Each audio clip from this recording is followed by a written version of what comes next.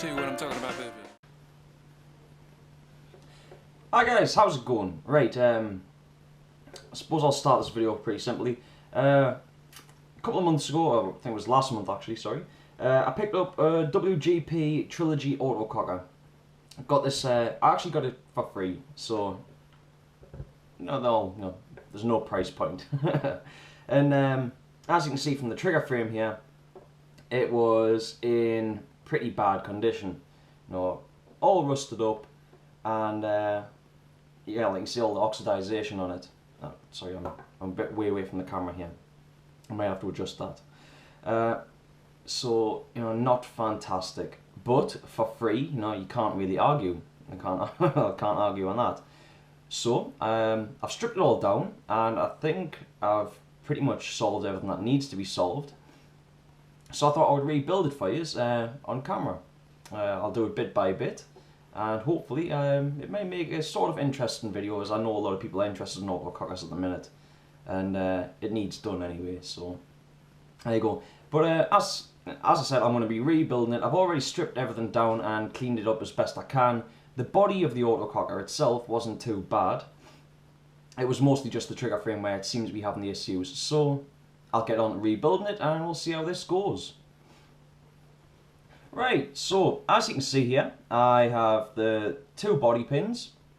I've got the spring for the sear, the trigger, which is a 1/2 finger trigger, which I don't know why WGP made them like that, but they did, so it's a bit of a strange little trigger frame.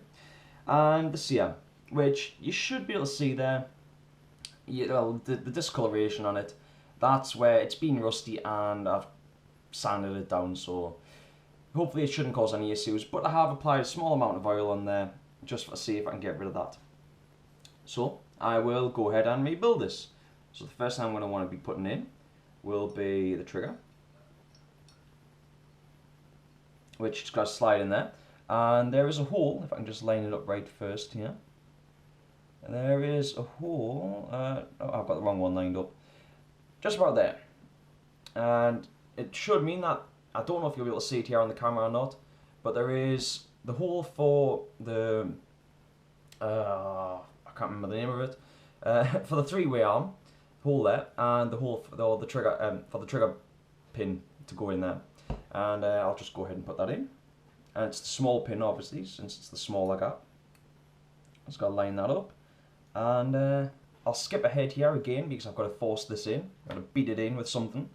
Unfortunately, the only thing I have available at this moment in time is the pliers. So I'll go ahead and do that, and I'll fast forward. Right, so that is the trigger back in place there. So next on to the sear. So it's going to drop the spring in the back there, and take the sear, and it should go so that the lip at the rear, obviously that's going to be at the rear, and that will be facing up over. So it should fit in right around about here. I'll line up the, I've just got to find where the hole is, yeah, and line them up and take the other body pin and force that one in place. So I'll just get on and do that one, and that should be that as well.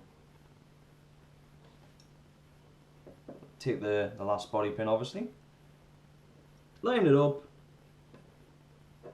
and beat that in place as well. And yet again, once I've forced this in place here, I will cut back. So there we go. That is the trigger frame all back together now, and all seems to be running fine. So you should be able to yet again see that there, hopefully. And yeah, that should be all good. So on to the next part, which I'll put the body back together, I think. Possibly. Right, so on to rebuilding the body. So the parts that I have here is, obviously I've got the main body, which is this section here. There's the LPR, which I've already cleaned and obviously replaced, because it's just as simple as you unscrew this part and then screw it back on. With the Trilogies, they've got this little bit on here, which it isn't really necessary, but all it is, it's for to tidy things up a little bit and help hold the wires and hold the LPR hoses in place. That's the low pressure hoses. Also have the ram and the pump arm. Got got the cock and rod, the back block. Got the bolt, which is just a standard 2K plus 2000 plus bolt and pin. You can use these for the majority of autocockers that you'll find now. Use these style of bolts.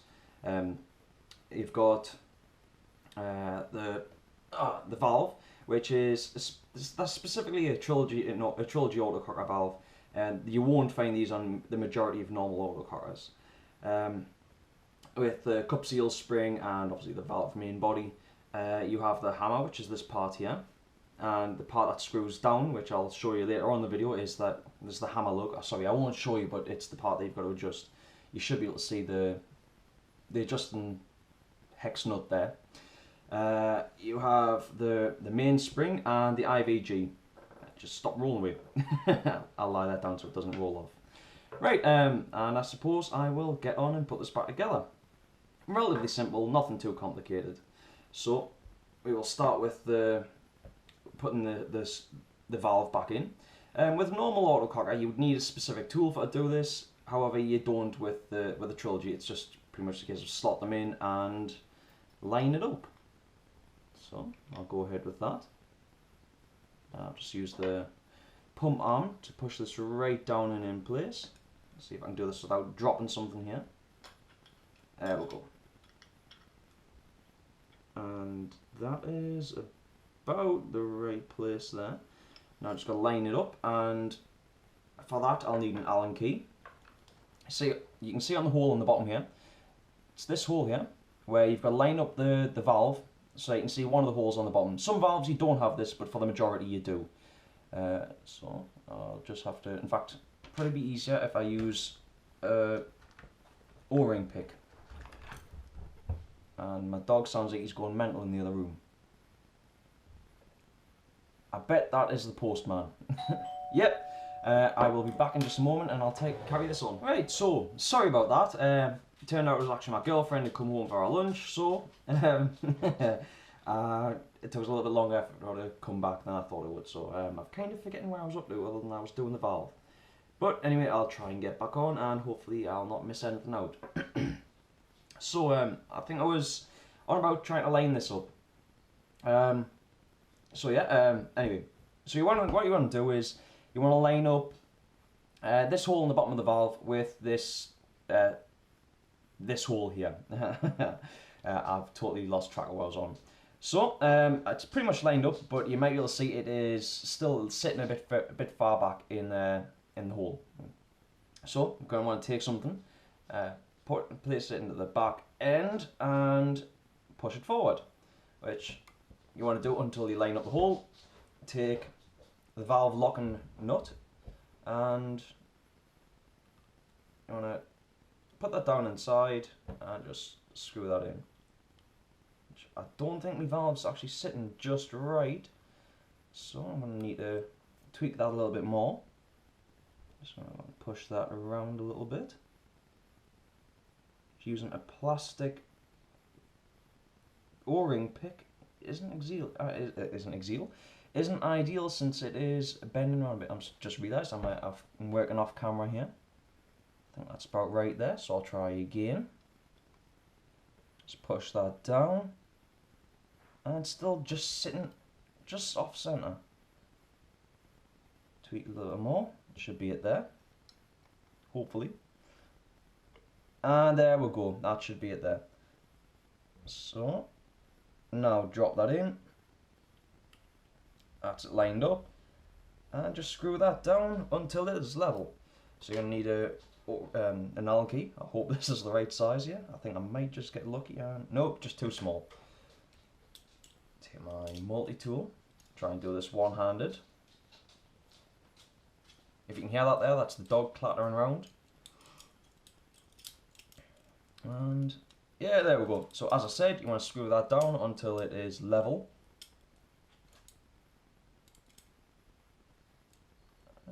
That's about right there. And the last thing I'm going to do is just make sure that the valve is actually still actuating. Yeah, it is. That's still good there. And there we go. That is the valve in place. So next thing that you're going to want to do is you take a hammer, and I think I actually forgot to put any lubricant on the valve O-rings there. It shouldn't make any difference, but I should have probably done it. But as with most things, anywhere where metal touches metal, you want to just apply a small amount of lubricant. I'm just using some grease here. And this will just help things, you know, preserve things a little bit better, and obviously things glide around a little bit easier. So just a tiny little touch, rub it around on there, and that should be it. I'll just wipe down my pants because I'm a hacky bastard. So you want to have hex side up, and that goes in, say that, slide in the back. You want to put it so that the flat side is facing towards the valve, because this is going to be hitting against the valve. So just drop that in. Now if you look on the underside, you should be able to see the bottom of the lug, which is this bit just here. So you want to line that up so that that's sitting in just in this slot. Oh, I've just moved that out of place there. And turn it over. And you're going to be looking at this hole here, which I hope I've got the right size Allen key out yet again.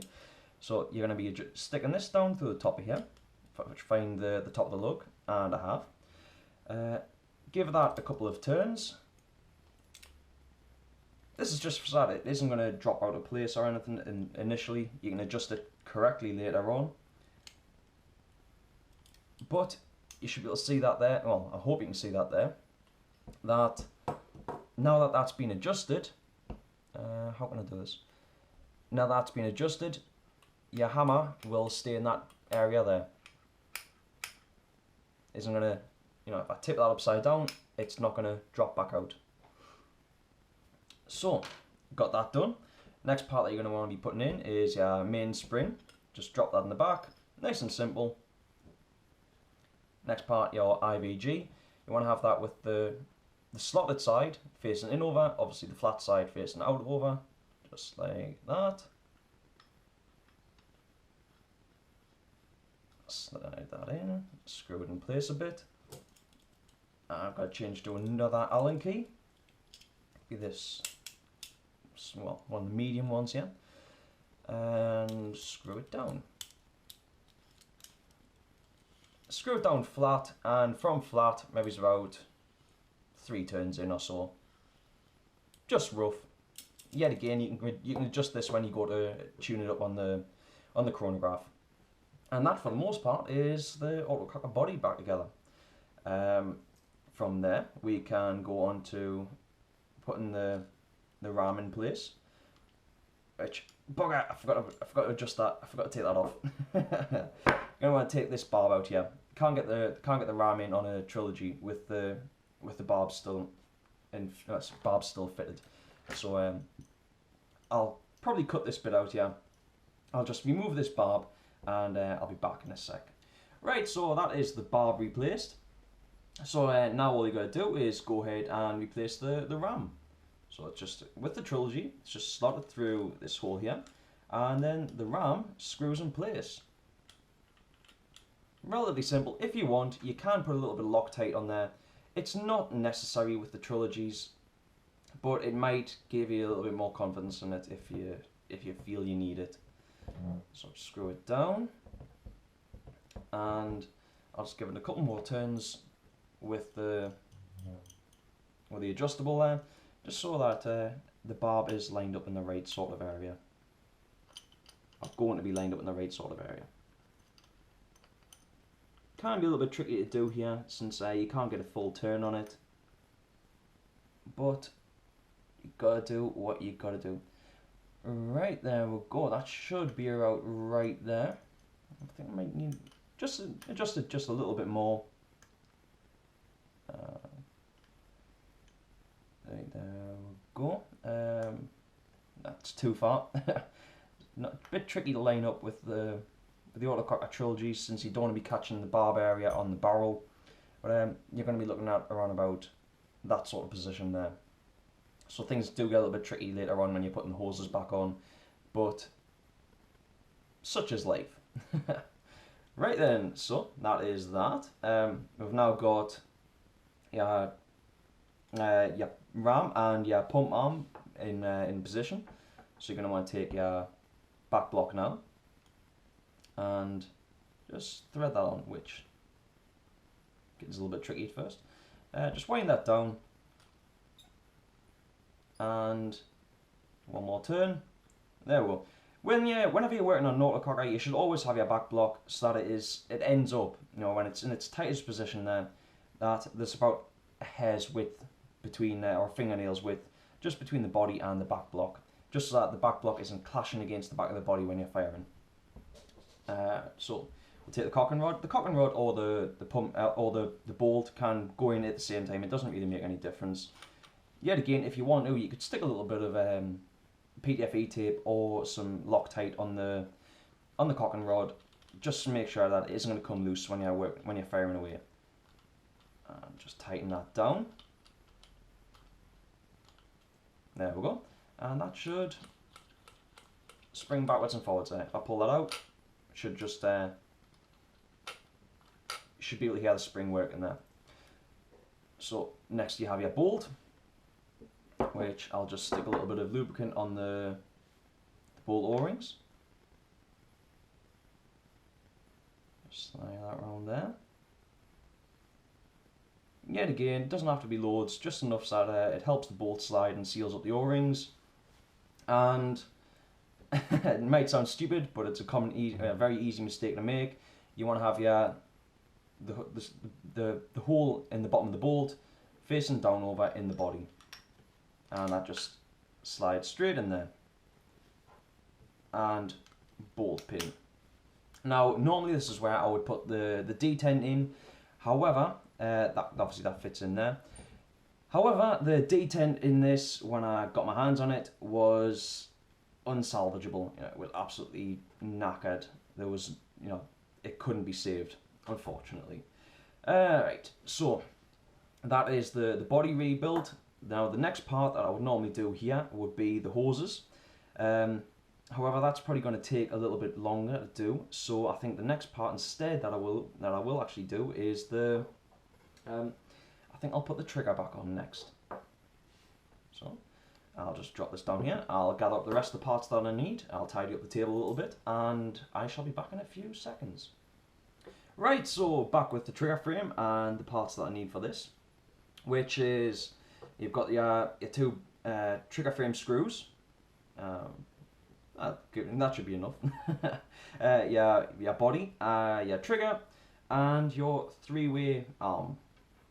And obviously, got an Allen key there for fastening things up. So, first thing I'm going to want to be taking is the three-way arm, and just add a little bit of lubricant to the three-way O-rings there, and just make sure that seals up. So, a little dab onto those as well. Yet again, doesn't have to be too much, just enough so that everything glides smoothly and seals up properly. And with the Trilogy body, the three-way is inbuilt, and that is this part here, which if you decide to put a pump kit on, you can bypass that and don't really have to do anything with it. So that just slides in there, and I'll leave that facing up over for now. So you're then going to want to take the body and line up where you need to be, which is this hole and this hole. Yet again, I'm trying to make sure that I don't work off camera here. I want to make sure that you can see everything I'm doing. I'm going to slot that in place. I'll just make sure everything's lined up, because I don't want to end up working yet again off camera. There we go. That's the rear one. Tighten that down a little bit. And got the front one here. I've just realised I've made a mistake. So, don't know what the hell I was doing there, what I was thinking. But you're going to want to be putting the three-way arm, you're going to be sliding that in first. And then putting the trigger frame in and lining it up. My mistake. Oops.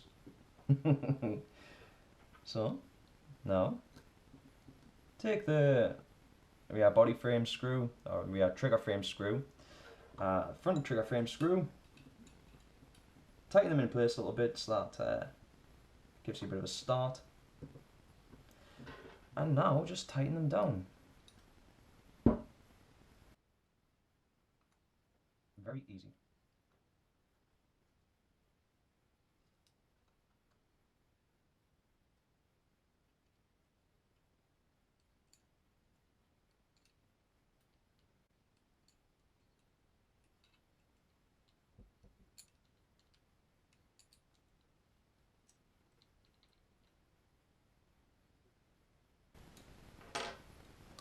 Right, and there we go. Oh dear, what's going on here? There we go.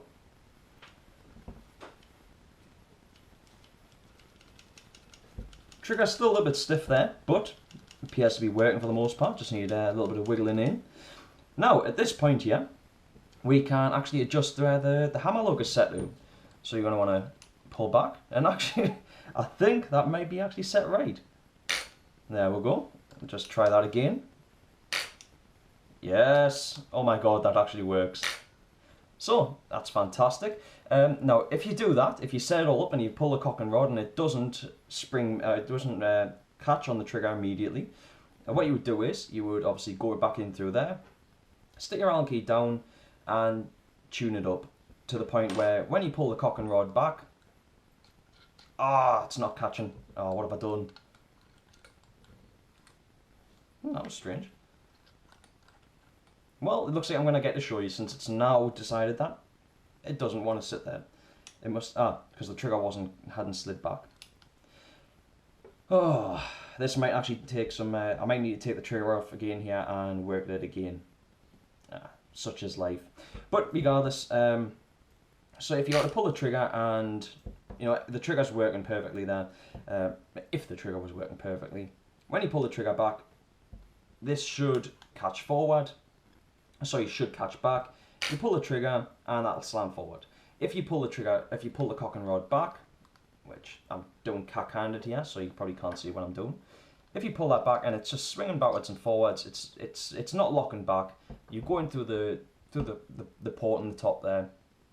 Drop the lug a little bit, and wait up until when you pull the cock and rod back, it does catch back on the trigger. Friggin' trigger. I'm going to have to put more oil on it. Damn. I thought I had it all done there.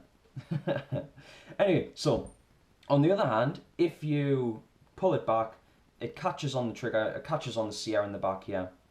And then when you pull the trigger, nothing happens, it doesn't drop forward. You've obviously dropped your lug down too far. You'll have to take a trigger frame off to release the lug, turn it back a little bit, and then try it all over again. So you then need to adjust your sear all over again. Alright, so let's drop on to the next part, which will be putting the regulator in place and putting the ASA back on. Yet again, one of the most, this is probably getting into very simple parts here, but I want to do a full rebuild, so I suppose I better get on with it. Right, so once again, we have all the parts needed here. We've got the regulator and the ASA, which are connected by a braided hose, which does make things a little bit more complicated than if you're just using standard macro fittings. And obviously the two hex nuts here that are needed to attach the ASA to the frame. So let's jump straight into this. I've already put a little bit of lubricant on this O-ring here, on the ASA O-ring. So that just goes straight in the top there, and just see, I hate working with things that have got braided hoses on them. Just makes things more fiddly. So spin that around, tighten that in. I think I'm working off camera here a little bit. Right, so that's all tightened up. Now, like I said, I hate working on things with braided hose because obviously now that doesn't line up. Which means you've got to apply a little bit of pressure just to get things into the right place. Of course, it is also popping the ASA, popping the regulator out of place now. So, drop those 2 screws in there. It's lined up, and the second one. I hope, yes, I think I'm working off camera. For God's sake, man. Right, you should be able to see that there. You haven't really missed anything important here. As I said, it is just putting the ASA and regulator back on, which they're not too difficult to do. Right, that's that one.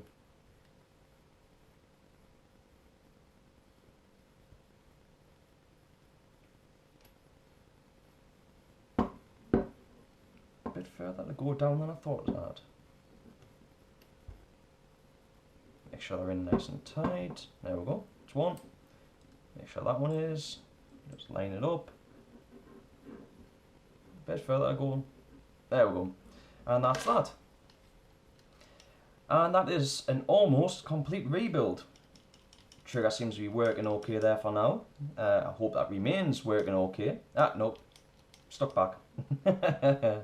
Right, so now getting on to the more difficult bits of putting the hoses on, which I will probably do this in segments yet again because it's going to be a pain in the arse.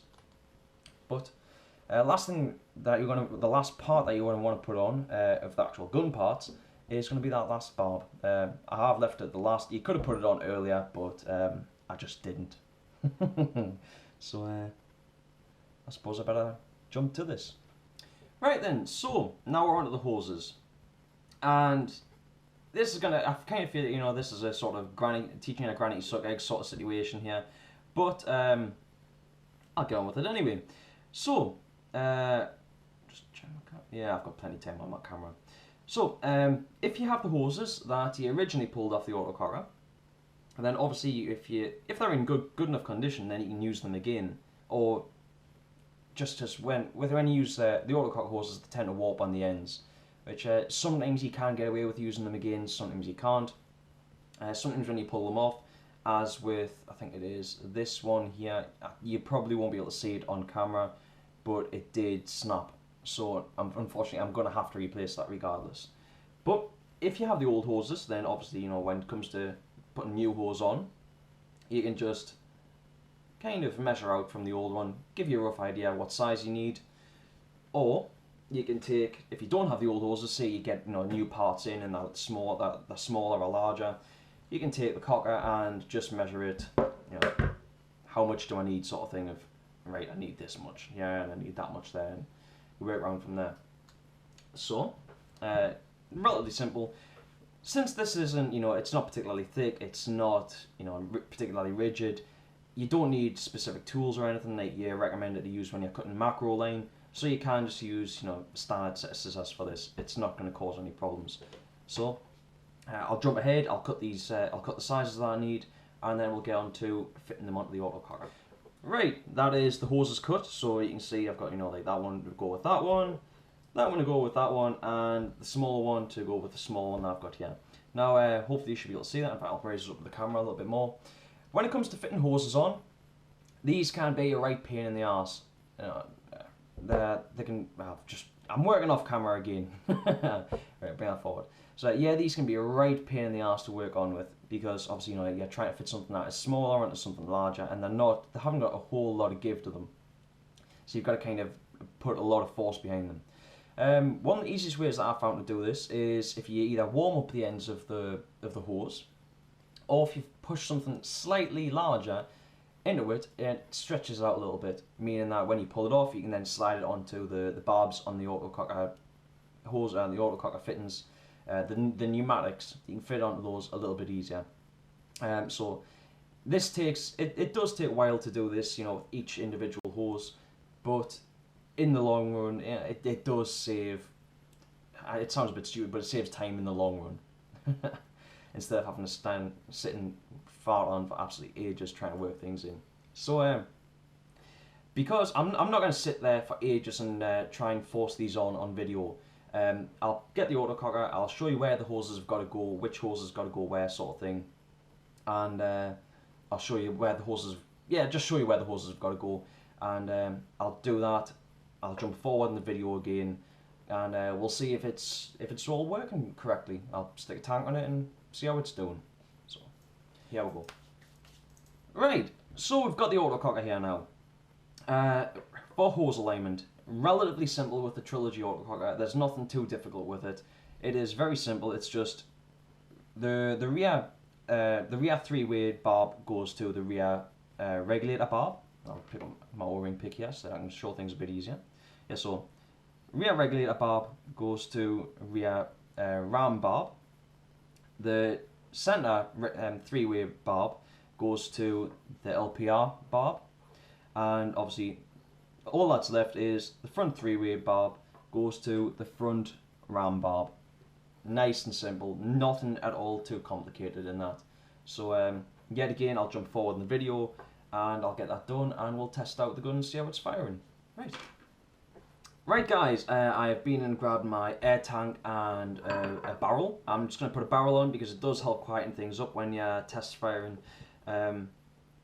But as you can see here, I have all the hoses in place. So hopefully everything should be working nicely. I'm going to stick the tank on, and hopefully everything should seal up with no leaks. You know, hopefully. So I'm going to get on with this. I'll just tie the barrel on first.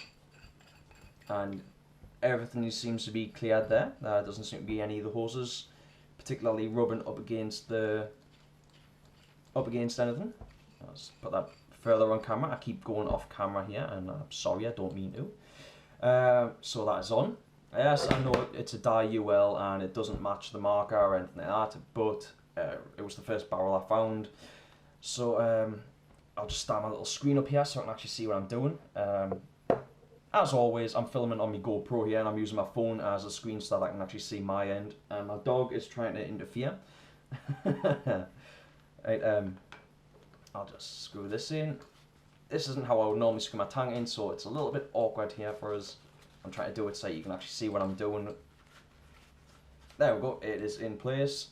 And I'll move this into shot a little bit more, just so that when I screw it in and the pin depresses, you can hear if it has any leaks.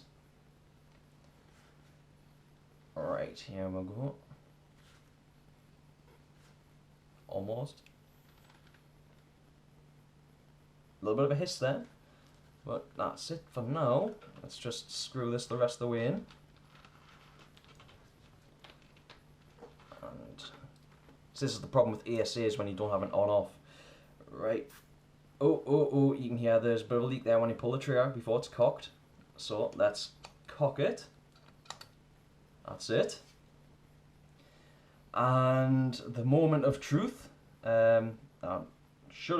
I'll just check and make sure there's nothing down the barrel before I start firing here. There shouldn't be, but I don't want to take a shot and put something into my hand. So yep, barrel seems clear. In fact, yeah. That's it. That's all good. So, moment of truth. Let's take a shot with this and see what happens. Oh yes. Oh no, it's stuck. See, trigger's not perfect there. It does seem to need a little bit more oil on or something to lube it up and make sure everything slides properly. However, it's firing and it's not leaking, which is awesome. When you consider the state it was in when I got my hands on it, I'm quite happy with that. So I'll just fire a few more off. Damn it. But yeah, for the fact that it's firing, as I said, I'll just need to tweak the trigger a little bit more there, which just means popping this bit off, dropping a couple of drops of oil in, making sure everything's sliding. I'm very, very happy with that, especially considering I paid nothing for this. The only parts I'm missing, I do need to put some grip frames on it, although you can obviously use it without the grip frames, they're not integral. I've had to replace the hoses, and I'll have to replace the detent. Oh, and the bolt was fused there. That was pretty much destroyed, having to get it out. But I had a spare bolt lying around, which I don't use metal bolts normally anyway, so that's not an issue. The detent cost, you know, $8 or something like that if you buy them from batterypaintball.com. I'll put a link in the description because it's a good place to get spare parts from for old guns. And that's it, pretty much. Yeah, free gun, you can't really complain there. So thank you very much for watching, and I'll pass you on to my outro now. Thanks very much for watching my video, guys. I hope you enjoyed it. If you did, then please feel free to like, comment, subscribe, and share this video. Also, if you enjoyed my content, then click on this screen where around about here, you know where I am, and it should take you to my previous video, where you can hopefully go and enjoy more of my previous content. So thanks very much for watching, and hopefully I shall see you next time. Right, so yes, I see you. Yeah. My dog doesn't like it when I work on with my guns.